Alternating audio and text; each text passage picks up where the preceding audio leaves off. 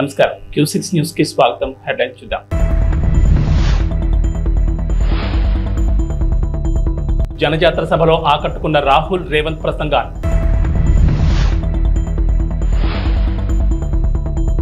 జోరు వానలో హోరెత్తిన ఫ్యాన్ హుషారు.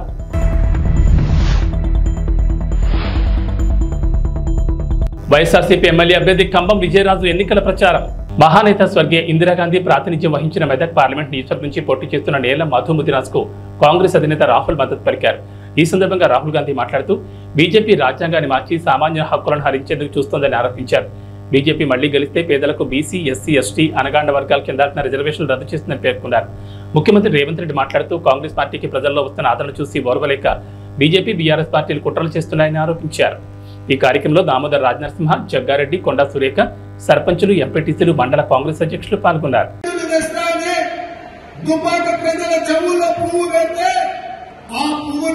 శాసనసభ ఎన్నికల్లో బండకేసి కొట్టిండ్రు, ఉప్పు తీసి ఉప్పు పోసి పాత వేసింది.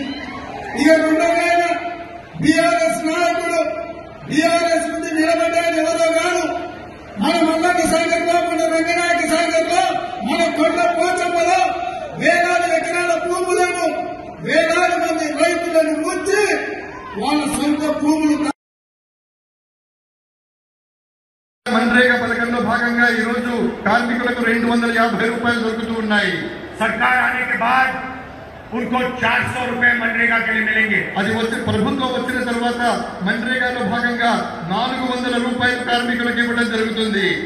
और जो आशा और आंगनवाड़ी में महिलाएं काम करती हैं, उनकी आमदनी हम दुगनी करने जा रहे हैं. ఎవరైతే ఆశాలో ఉన్నారో, అంగన్వాడీలో పనిచేస్తున్నటువంటి మహిళలు ఉన్నారో వాళ్ళకు వచ్చేటటువంటి సంపాదన ఏదైతే ఉందో దాన్ని మేము రెట్టింపు చేస్తాము. గట్టిగా చెప్పండి కొట్టండి. भाइयों बहनों, मैं आपको साफ बताना चाहता हूँ. స్నేహితులారా, సోదర సోదరీమణులారా, నేను మీకు స్పష్టంగా చెప్పాలనుకుంటున్నాను. एक लाइन में मैं आपको इंडिया सरकार के बारे में बताना चाहता हूँ. కేవలం ఒకే ఒక పంక్తిలో, ఒకే ఒక లైన్లో, ఒకే ఒక వాక్యంలో నేను ఇండియా ప్రభుత్వాన్ని గురించి నేను చెప్పాలనుకుంటున్నాను. जितना पैसा नरेंद्र मोदी जी ने हिंदुस्तान के अरबपतियों को दिया है, उतना ही पैसा हम हिंदुस्तान के गरीब लोगों के बैंक अकाउंट में डालने जा रहे हैं. ఎంత సొమ్మైతే నరేంద్ర మోడీ గారు కోటీశ్వరులకు, ధనవంతులకు, కుబేరులకు ఇచ్చారో అంత సొమ్మును మేము పేదల యొక్క బ్యాంకు అకౌంట్లలో వేస్తాము. अंत में भाइयों बहनों, ये अम्बेडकर जी का संविधान है, गांधी जी का संविधान है, इसकी हम सबको मिलकर रक्षा करनी है. స్నేహితులారా, నేను చేతిలో పట్టుకున్నటువంటి పుస్తకం ఏదైతే ఉందో అది అంబేద్కర్ గారు రాసినటువంటిది, గాంధీ గారి స్వప్నం. కాబట్టి ఆ పుస్తకాన్ని, ఆ సంవిధానం అంటే ఆ రాజ్యాంగాన్ని పరిరక్షించుకోవాల్సిన బాధ్యత ప్రతి భారతీయుడి మీద ఉంది. रिजर्वेशन की रक्षा करनी है, पब्लिक सेक्टर की रक्षा करनी है, किसानों, मजदूरों, बेरोजगार लोगों को की रक्षा करनी है. రిజర్వేషన్ల ఫలితంగా రిజర్వేషన్లను మనం కాపాడుకోవాలి. అదే విధంగా కార్మికుల్ని కాపాడుకోవాలి, కర్షకుల్ని కాపాడుకోవాలి, పేదవాళ్ళని కాపాడుకోవాలి, ఇవన్నీ కాపాడుకోవాలి. పక్షపాతి బీసీలు బాగా బతకాలి, వాళ్ళు బాగా ఉండాలి అనేటువంటి ఆలోచనతోటి మేనిఫెస్టోలో బీసీ గణన చేయమని చెప్పడం మనందరికీ కూడా అదృష్టంగా భావించాలి. మరి ఈరోజు బీజేపీ పార్టీ మైనార్టీల రిజర్వేషన్ తీసేస్తాము అని మాట్లాడుతూ మైనార్టీ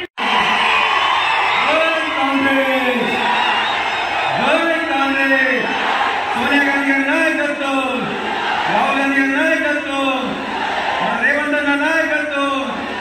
చాలా సంతోషం అన్న. ఈరోజు ఈ జనజాతర కార్యక్రమానికి ముఖ్య అతిథిగా వచ్చిన మన ప్రియతమ నాయకులు తుమ్మలపాలెంలో మత్స్యకారుల అభివృద్ధి కృషి చేస్తానని సర్నాల తిరుపతిరావు అన్నారు. ఈ సందర్భంగా మాట్లాడుతూ విజయవాడ ఎంపీగా కేసీఆర్ నానిని, ఎమ్మెల్యేగా తనను అఖండ మెజార్టీతో గెలిపించాలని కోరారు. తుమ్మలపాలెంలో 20 కుటుంబాల మత్స్యకారులు వైఎస్ఆర్సీపీ పార్టీలోకి పార్టీ కండువా కప్పి సాదరంగా ఆహ్వానించారు.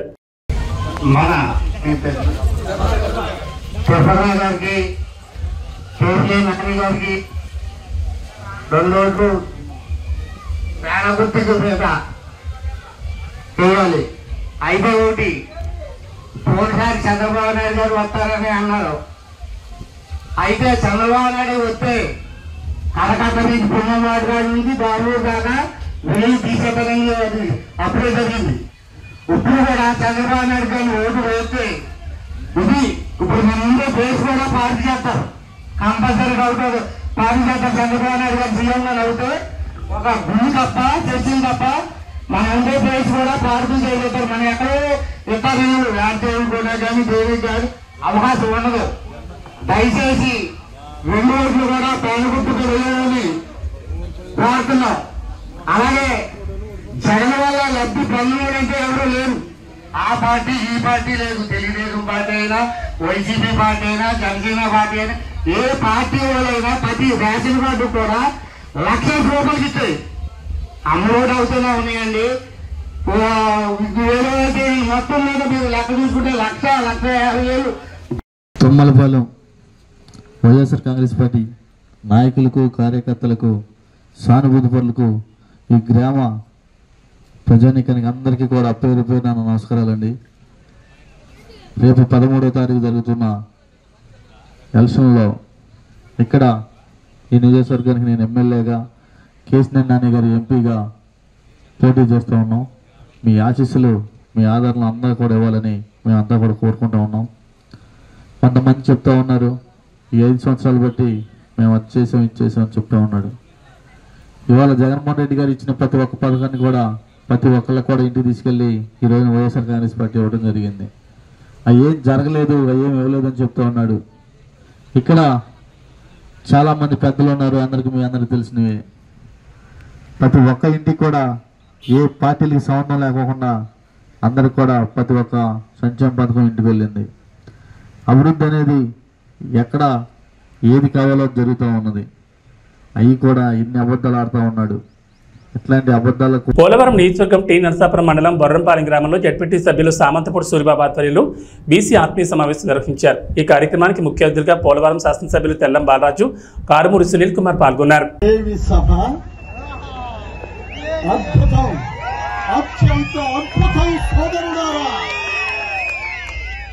బీసీలు అంటే బడుగు బలహీన వర్గాలు కాదు, బలమైన వర్గం మంది.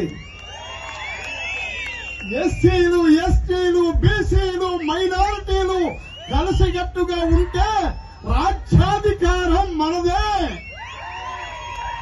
సోదరుడారా, 1947 ఆగస్టు 15వ తారీఖున మన భారతదేశానికి స్వాతంత్ర్యం వస్తే ఆనాటి నుండి ఈనాటి వరకు ఎంతో మంది ముఖ్యమంత్రులను చూశాము. కానీ జగన్మోహన్ రెడ్డి గారు లాంటి ముఖ్యమంత్రిని ఎన్నడైనా ఎప్పుడైనా చూడగలిగామా? సోదరులారా, ఆడపడుచులారా, అన్నదమ్ములారా, కార్మిక కర్షక సోదరులారా, కష్టజీవులారా, మనకు నేను చాలా బీసీలలో అగ్రగణ్యుడు, గౌడవ వాసి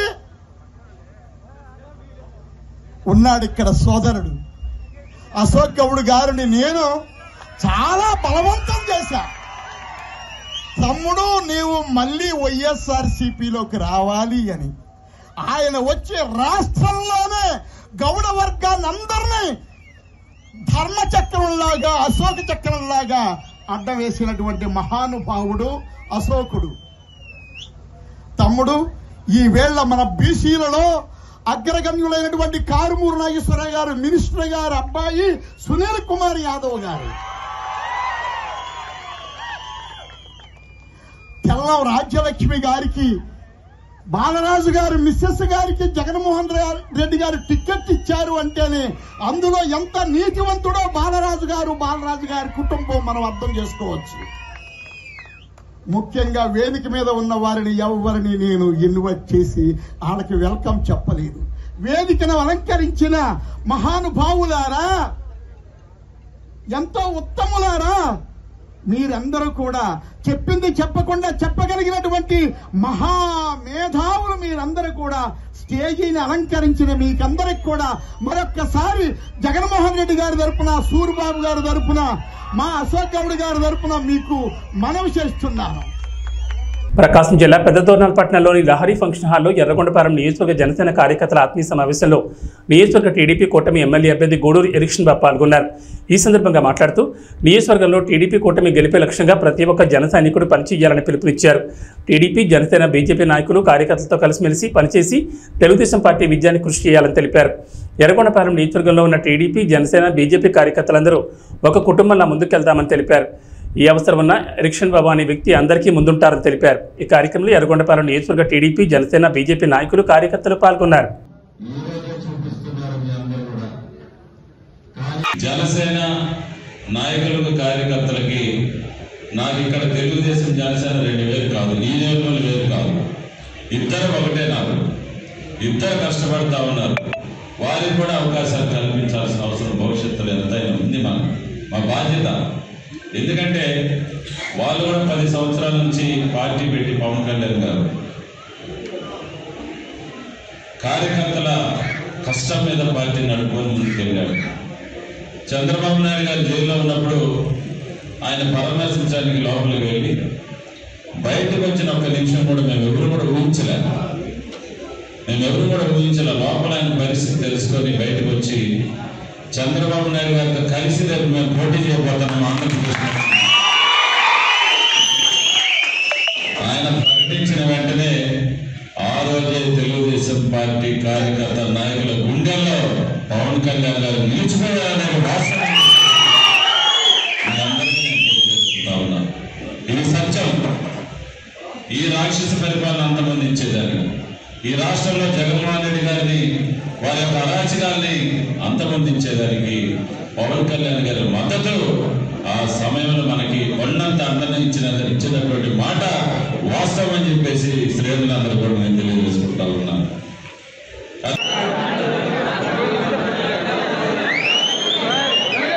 ఎన్టీఆర్ జిల్లా జగ్గేపేటలోని ప్రజల జీవితాల్లో వెలుగులు నింపడమే లక్ష్యంగా తెలుగుదేశం, జనసేన, బీజేపీ ప్రజా కూటమి అద్భుతమైన మేనిఫెస్టోను రూపొందించిందని బంగమిటి రాధాకృష్ణ అన్నారు.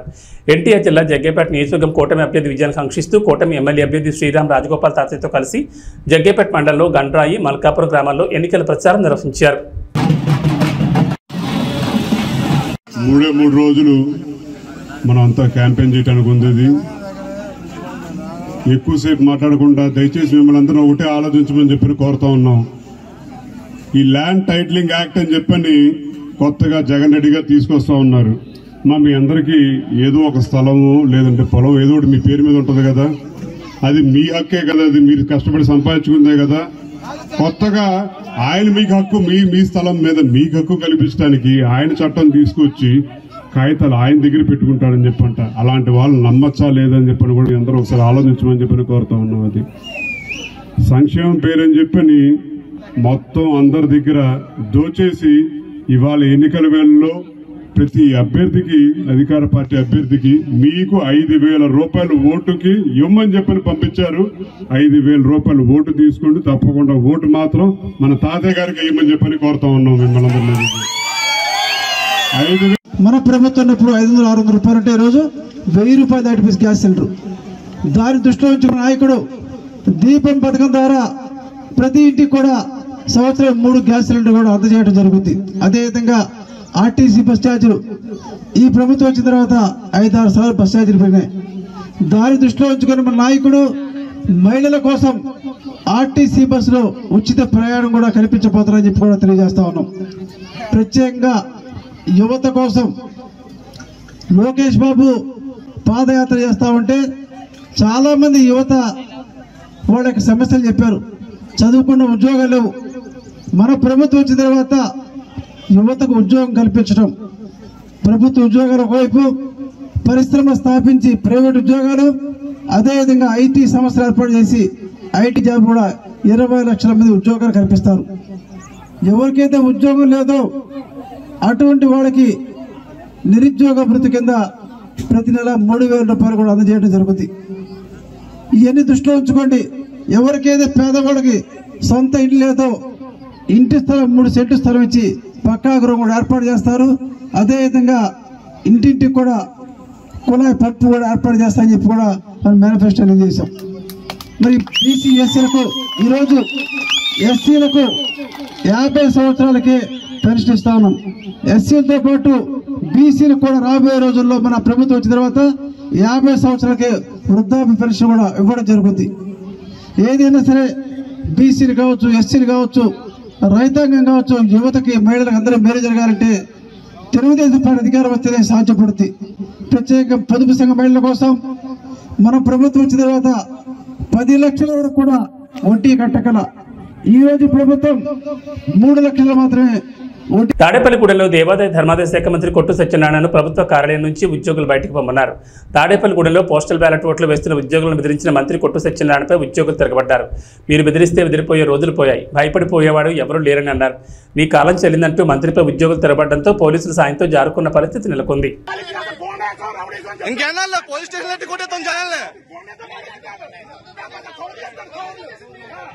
గేట్ బయట రావాలా, గేట్ బయట ఏదైనా గేట్ బయట ఫోటో తీసుకో, గేట్ రాబడం కాదు, గేట్ బయట, గేట్ బయట బాబు అటు కూడా తీయమ్మా, అటు తీసేసి ఒకరితో కాదు అందరూ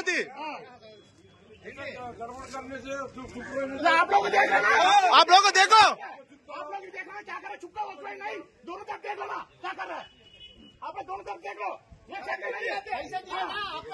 पैसा दिए ना क्या पे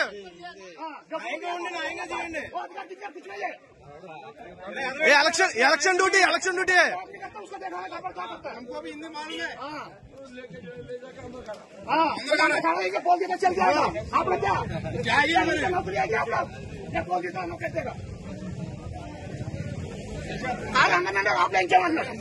ఏ హత్రం ఇంకా అయిపోయింది, రోజులు అయిపోయినాయి, బెదిరించి భయపడే రోజులు అయిపోయినాయి అందరి దగ్గర. క్యాండిడేట్ తిరగచ్చు రాబులా, క్యాండిడేట్ రాబుల పని ఏంటి?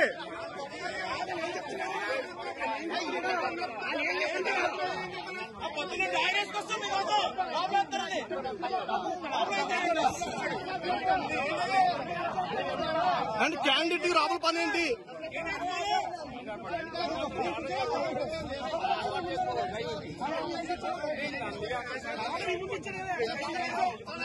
శ్రీరామ్ రాజగోపాల్ విజయాన్ని కాంక్షిస్తూ వారి కుటుంబీకులు, కౌన్సిలర్ రామలక్ష్మి, మాజీ కౌన్సిలర్ కొరకోటి సైదుల ఆధ్వర్యంలో ఆలయ ప్రధాన అర్చకులు శ్రీరంగం శ్రీనివాచార్యుల బృందం ఆధ్వర్యంలో విశేష పూజలు జరిపి హోమం నిర్వహించారు. వారి విజయం తథ్యమవ్వాలని భగవంతుని సేవలో కార్యకర్తలు, అభిమానులు పాల్గొన్నారు.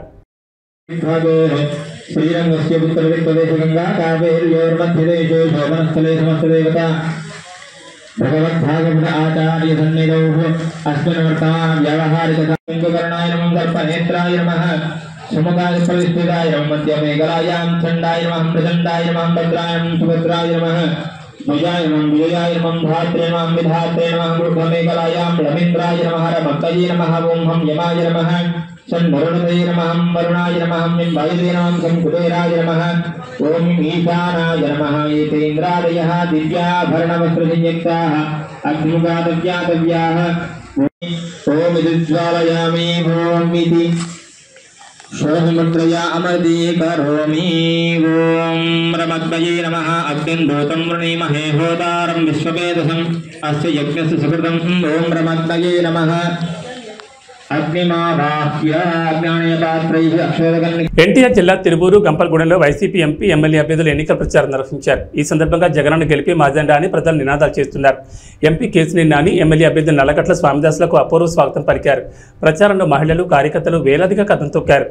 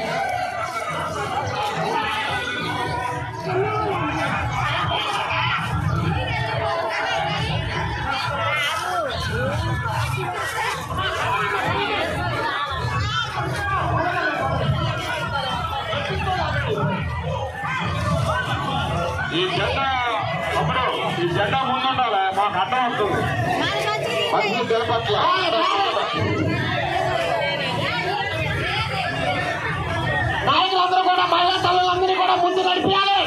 ఎక్కడో అక్కడే పక్కన వెళ్ళిపోతున్నారు, అలా జరగకుండా చూడండి.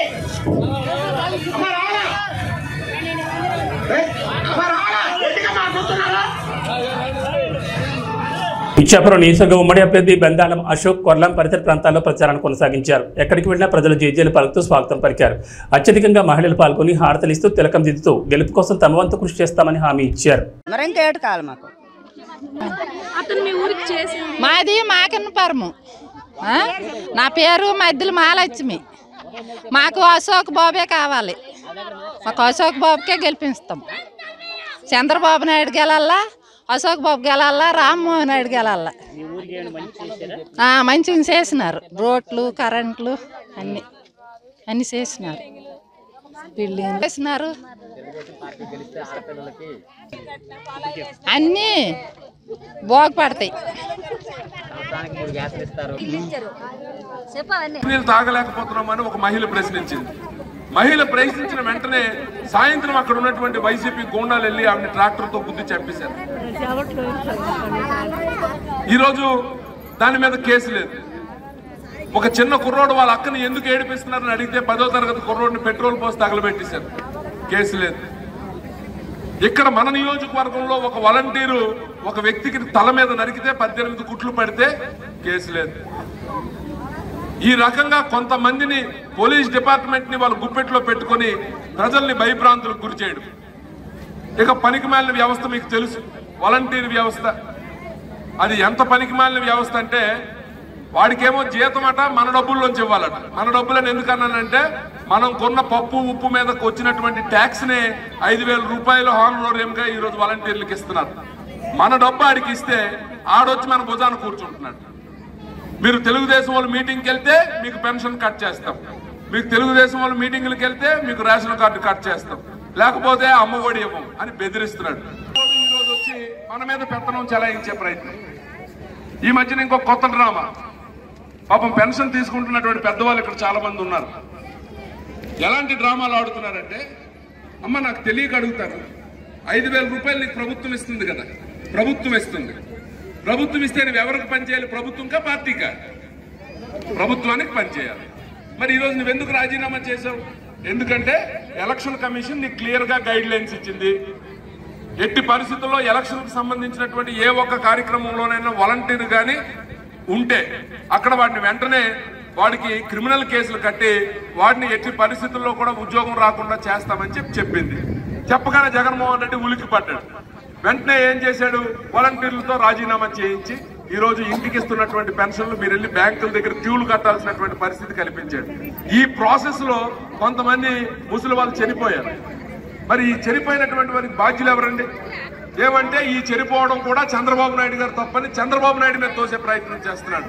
అంటే తండ్రి శవం పక్కన సంతకాలు తీసుకున్నటువంటి ఈ దగుల్బాజీ వెధవకి ఆఖరికి శవాలతో రాజకీయం చేయడం అలవాటు అయిపోయింది. 2019లో అలపేస్తున్నాడు, అది చంద్రబాబు నాయుడు గారు తప్పు అంటున్నాడు. సో ఈ రకంగా ప్రజల్ని ఇంకా మభ్యపెట్టే ప్రయత్నం చేస్తున్నాడు. మరి మీ అందరికీ తెలుసు, చంద్రబాబు నాయుడు గారిని అరెస్ట్ చేశారు. దాదాపు 60 రోజులు జైల్లో ఉంచారు. 16 నెలలు నేను జైల్లో ఉన్నాను కాబట్టి చంద్రబాబు నాయుడిని ఒక్క నిమిషమైనా జైల్లో ఉంచలేకపోతానా అని ఒక శాడిస్ట్ ఆనందం. ఈ శాడిస్ట్ ఆనందం తీర్చుకోవడానికి చంద్రబాబు నాయుడు గారికి జైల్లో పెట్టారు. అయితే అది మంచిదైంది. ఎందుకు మంచిదైందంటే 2 రకాలుగా మంచిదైంది. ఒకటి, చంద్రబాబు నాయుడు గారు దాదాపు తప్పు చేయలేదు. చంద్రబాబు నాయుడు గారు నాకు తెలిసి రోజుకు 3-4 గంటలు పడుకుంటానేమో, 24 గంటలు పనే చేస్తుంటాడు. ఆ 60 రోజులు జైల్లో ఉండడం వల్ల పెద్ద ఆయన కొంచెం విశ్రాంతి దొరికింది. మొదటి మంచిది. రెండో మంచితనం ఏంటంటే, సహజంగా ఎవడైనా అరెస్ట్ అయితే, ఇప్పుడు మన ఊర్లోనే ఎవడైనా అరెస్ట్ అయ్యాడు అనుకోండి, మనం ఆయన ఒక దొంగలాగా చూస్తాం, మాట్లాడడానికి ఇష్టపడం. మాట్లాడితే నా పక్కనోడు ఎవడైనా నా గురించి తప్పుగా అనుకుంటాడేమో అని దూరంగా ఉంచుతాం. అలాగే జగన్మోహన్ రెడ్డిని జైల్లో పెడితే అటువంటి దొంగలే వెళ్ళి జైల్లో కలిశారు తప్ప వేరే వ్యక్తి ఎవ్వడు కూడా ఆయన పట్టించుకోలేదు. సమయం ఇది. ఎందుకంటే ఇంకా 3 రోజులు ఉంది. ఈ 3 రోజుల్లో మరి రామరావణ యుద్ధం జరగబోతుంది. మీ అందరికీ తెలుసు. జగన్ ఏబీ బులెటిన్ విశేషాలు. నమస్కారం.